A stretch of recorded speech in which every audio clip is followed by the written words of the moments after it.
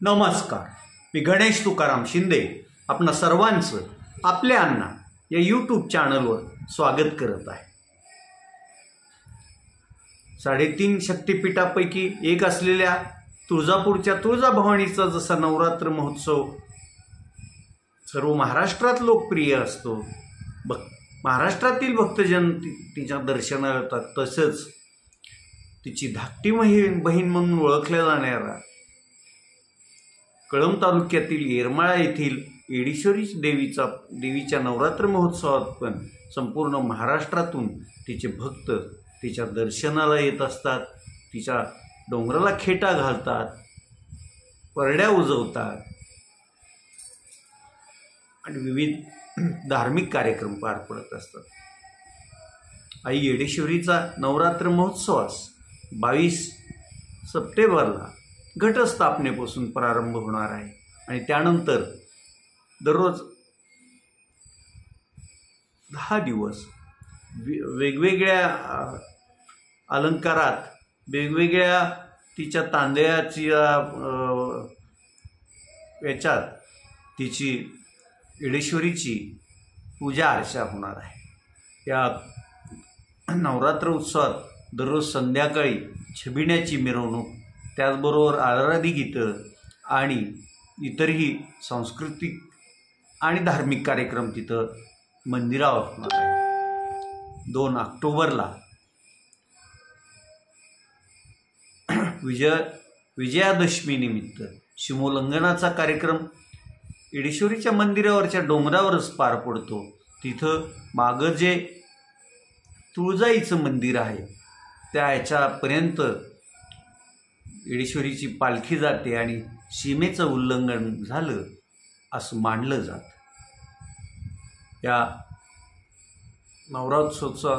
नवरात्रोत्सवात देवीच्या मंदिरालाही आकर्षक अशी रोषणाई करण्यात येणार असून देवीचं मंदिर पण रंगरंगोटी करून योग्य असं सजवलेलं आता पाहायला मिळत आहे।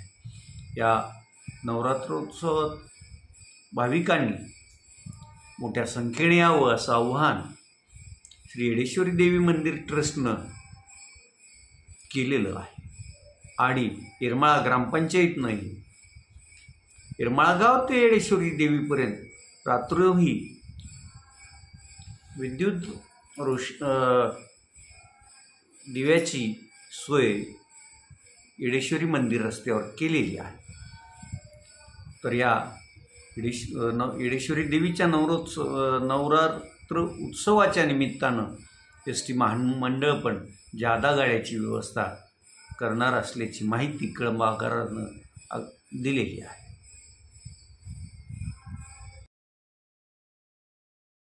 आज धाराशिव शहरातील नगरपालिकेच्या नजीक असलेल्या यशवंतराव चव्हाण नाट्यगृहात धाराशिव फेस्टिवलचं उद्घाटन सायंकाळी 6 वाजता होत आहे। जिल्हा पत्रकार संघाच्या वतीनं यंदापासून हा धाराशिव फेस्टिवलचं आयोजन करण्यात आलं असून आज राज्यस्तरीय निमंत्रित कवींचं संमेलन या नाट्यगृहाच्या सभागृहात पार पडणार आहे। या कवी संमेलनाला महाराष्ट्रातील नामवंत असे कवींना धाराशिव जिल्हा पत्रकार संघाने आमंत्रित केलं असल्याची माहिती पत्रकार संघाचे अध्यक्ष देवीदास पाठक यांनी दिली आहे। या कार्यक्रमाला जास्तीत जास्त संख्येनं धाराशिव नगरीतील जनतेनं उपस्थित राहावं आणि कार्यक्रमाची शोभा वाढावी आणि राज्यस्तरीय नामवंत कवींच्या कविता पण ऐकाव्यात असं जिल्हा पत्रकार संघाच्या वतीनं सर्वांना आव्हान करण्यात आलेलं आहे। आज सुरू झालेले हे धाराशिव फेस्टिवलचा कार्यक्रम उद्या संध्याकाळी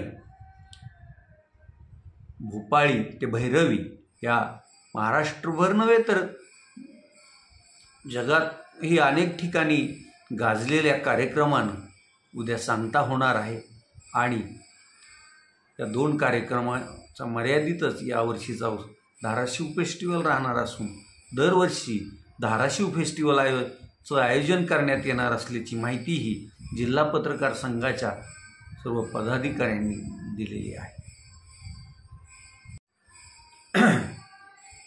महाराष्ट्र राज्य एसटी महामंडळानं पंतप्रधान नरेंद्र मोदी यांच्या 75व्या वाढदिवसाच्या निमित्त राज्यातील 75 बस स्टँडवर वाचनालय सुरू करण्याची घोषणा केली आहे.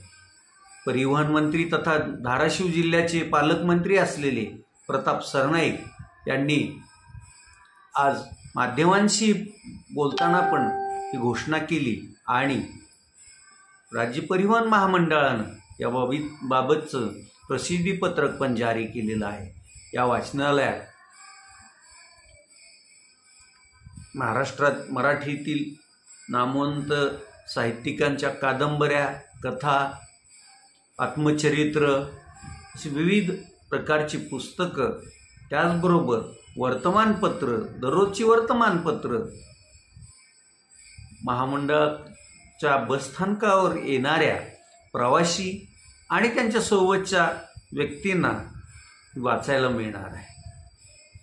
जी कथा कादंबऱ्या तिथं बसूनच वाचाव्या लागतील किंवा मग पुढं आता कदाचित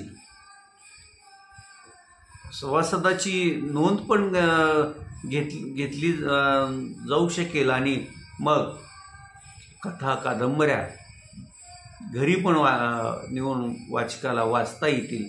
असं पण एस टी महामंडळ करतं की काय याकडं आता सर्वांचं हे लागून राहणार आहे.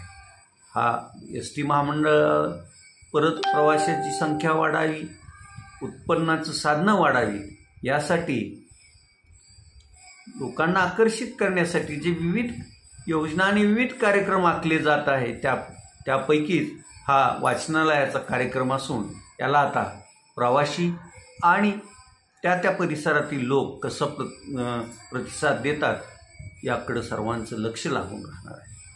येथेच थांबूयात.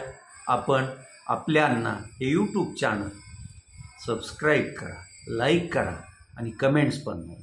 धन्यवाद.